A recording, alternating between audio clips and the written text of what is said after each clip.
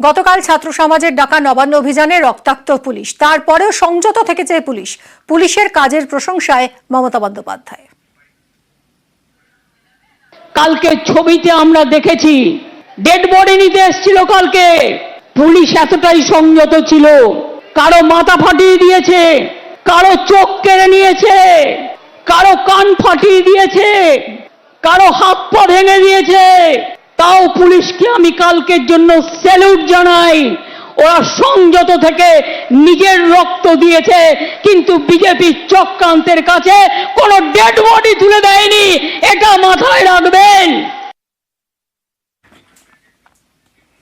বিজেপির বাঁধাও চড়া সুর মমতা বন্দ্যোপাধ্যায়।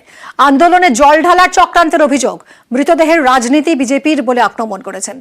বাস ভাঙচুর, পুলিশের উপর হামলার নিন্দা তৃণমূল নেত্রীর। আজকেও আমাদের ছেলেমেয়েরা যখন আসছিল বিভিন্ন বাসে, ধুলাগড় থেকে শুরু করে কয়েকটা জায়গায় বাস ভাঙচুর করা হয়েছে। আজকেও পুলিশকে মারা হয়েছে। এবং শুধু তাই নয়, রেলের সিগন্যাল ইচ্ছা করে দেরি করে দেওয়া হয়েছে।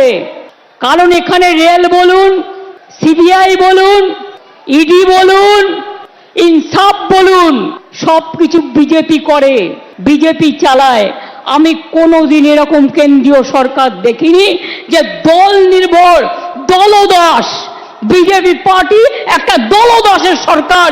এদের মতো নির্লজ্জ, এদের মতো অত্যাচারী, এদের মতো অহংকারী, এদের মতো কুচ্ছাচারী, এদের মতো অপপ্রচারকারী, এদের মতো চক্রান্তকারী আমি কোনো দিন দেখিনি।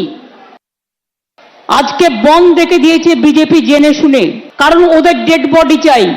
আমরা শান্তি চাই, আমরা বিচার চাই, আমরা দোষী ব্যক্তির শাস্তি চাই, ফাঁসি চাই। আর ওরা দোষী ব্যক্তি যাতে ফাঁসি না হয়, বিচারের বাণী যাতে নীরবে নিভৃতে কাঁদে, ওরা কিন্তু আন্দোলনটাকে জল ঢেলে দিয়ে আসল আন্দোলন থেকে চক্রান্তের খেলায় নেমেছে, বাংলাকে বদনাম করার খেলায় নেমেছে। আমি তাদের ধিক্কার জানাই।